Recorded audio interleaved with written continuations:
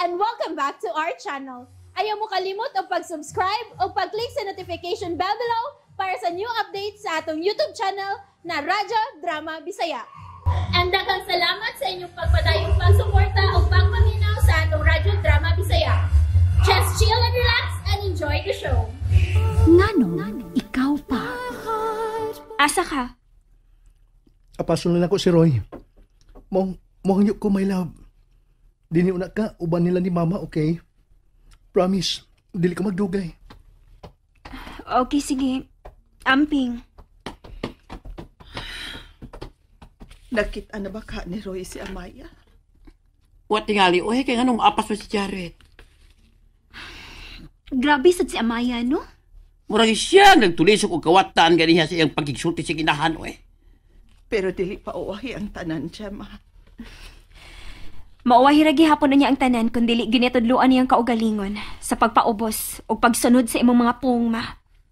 Kay para nako, sakit ra bagit kaayo maningil ang Ginoo. Dinoon ba yagid na? Kasilugdan, pasagdan na gid kang pakita sa imong kadautan. Hatagan kang kahigayunan, nga ihatag imong katagbawan. Pero kung di kay ka magpatngon, no? Magpaulipon ka na jud kas kadautan, nga mihari sa imong pagkatao.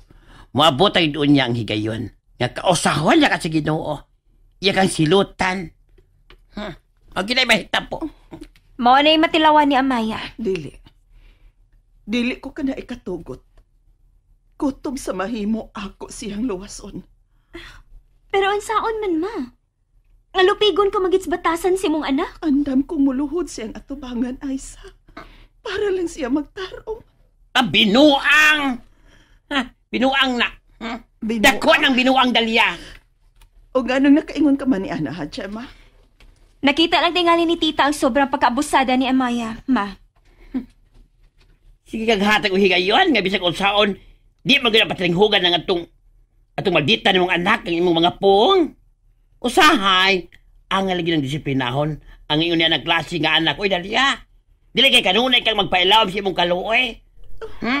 Disiplinahon na. Aron di kaya takan sa dakong kasayon. Nakasabot na minimo, ma. Pero kumporme sad ko sa giingon ni Tita Jem. Kay nga ginikanan, ikaw ang inahan.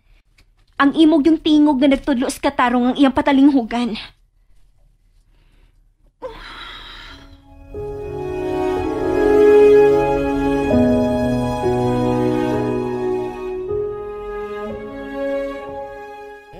Imo jud kong gipukaw, darling. Oy, kalami na ginunta sa akong katug. Pero imo pa jud kipapagting ako cellphone. Wala lang unta nimo iyon. Pero nagkinahanglan ko sa imong ayuda karon, maong napabaga na lang ko sa kunaw. Tungod kay wa mo magkasinabot dito sa inyo. Napukaw lang gyud ang akong kahiubos akong inahan. Kahiubos nga nasagula na gyud og kalagot tungod sa akong kapalaran. Ha? Wa ba ko di gamita ang iyang Mong ingon ini ang akong kahimtang. Magsugod na sa kusuno ron. Aron sa pagbawi sa nawagtang na akong kahimtang. Para nako, katubag yung inahana ang nakaingon ining tanan ba? Mong langga, tubangoy ko, Pi. Kay ako yun siyang sibatan. Ako siyang palayan. Ha? Pag-sure, uy!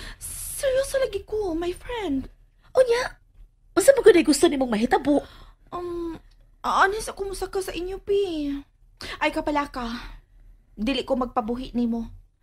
Mintras upat ang mapahimutan ni Sir Eric, mangita ko glaing trabaho para doon ako'y magamit o makatabang sa kuninyo sa pagpalit sa konsumo. Okay. Pero akong sultihan si mama o si papa, ha? Waray problema, eh. Pero, gabi iba. Nga naman. Sa imong pagbiya ba ko yung atong migo ni mong gwapo. Haskang nakapanakla ni Eric. Kaya nagsabot naman na unta ko mo nga adto ka sa studio matog. Ingon man si Eric, kahasta ko, adto na lang sa unta ko no pakatugod aron doon na kay kauban ba. Pero nadismaya siya, uy. Pertig yung panakla dihang kalit lang niyang nalingian nga miduol na tos gwapo. Dayong diman nga manglakaw mo. Nangutana gito kung kinsa kuno tos gwapo sa imong kinabuhi. Ha? Lahi mo gutos Eric day. Dili to siya gusto nga ang iyang tao na i-commitment kay mao ko ni magdagdimala sa grupo. Day, ina siya nga, wa gyud ko'y problema day ha. Kay wa gyud ko'y commitment bisan kinsa laki. Ina siya nga. Ikaw na lang. Ha? Ikaw mo i-explain niya para malipay sad siya og mutuo ba?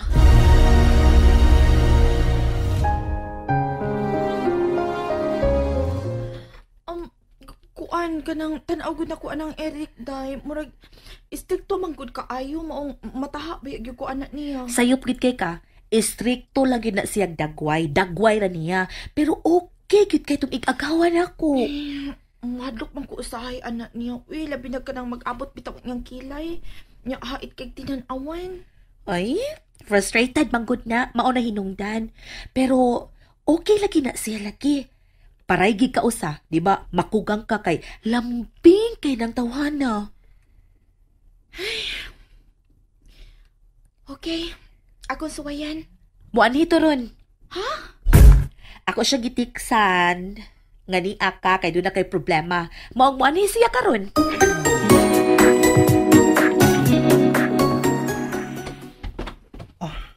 Ang tudasa matang oras sa kutob nga mag-atang din Wa pa kay katug. Pauli lang una bro, ug pahuway. Pabilin lang ko. Ayaw. Ha? Dili mahimong biyaan ka din Kaya dili ko gusto nga magka-enkwentro magbalik ni Amaya.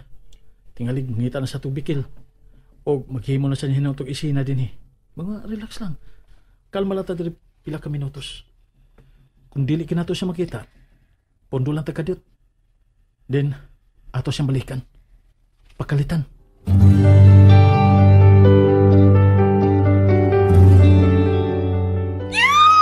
Oo, kumusta? Murag happy lagi kay kastanan. Dugaya ko ninyong nahuman ang istorya, uy.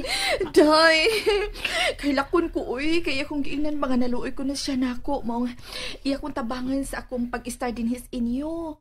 Ha? Siya ko na mahibaw makigsulti sa imuhang mamagpapa. O nga, dili ko no angay nga mabalakas akong pagtipon nyo dinhi. Kaya siya mahibaw nga muhatag nila. Dana ang para sa akong konsumo.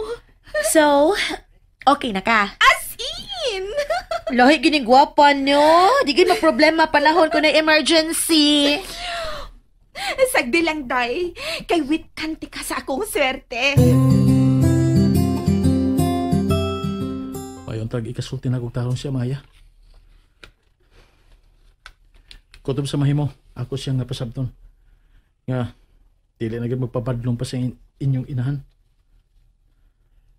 Kumusta naman si Tita Dalia? Okay naman daw sa kong pagbiya. Taon sa doy. Wala gigikumot lang akong kasing-kasing kaganina sa dihang gitulisog siyang Amaya.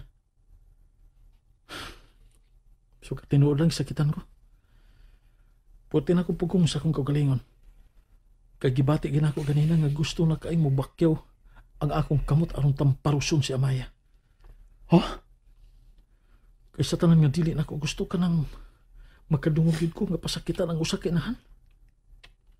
Kay ako bro, may pagkabarumbado man tinuod ko pero ikapasigar mo na ako ang akong kaugalingon. Ipanghambog na ako diyan nimo. Nga mahal ko kaayong ako inahan. Labaw pa sa ko kinabuhi. Andam na akong pagkamatian ang akong inahan. Kung ingon palang unta ni anak si Amaya, nagkasiguro na ko nga si Mama Dalia na gyud ang labing malipayong inahan sa tibuok kalibutan. Pero unsa? kung nagasugat palang kaha si Amaya og tao nga parihas nimong kinaiya, murag nausab na gid unta si Amaya. Nawa na unta tingali ng iyang pagkaambisyosa, kanang iyang tugbaw nga damgo. Dako magyud kayo gikatampo ng kangilaan sa iyang batasan karon ba? Bro. Unsa man gyud imong gibati para ni Amaya? Wag gyud kay gugma niya. And that's it, everyone. Stay tuned for the next episodes. Bye!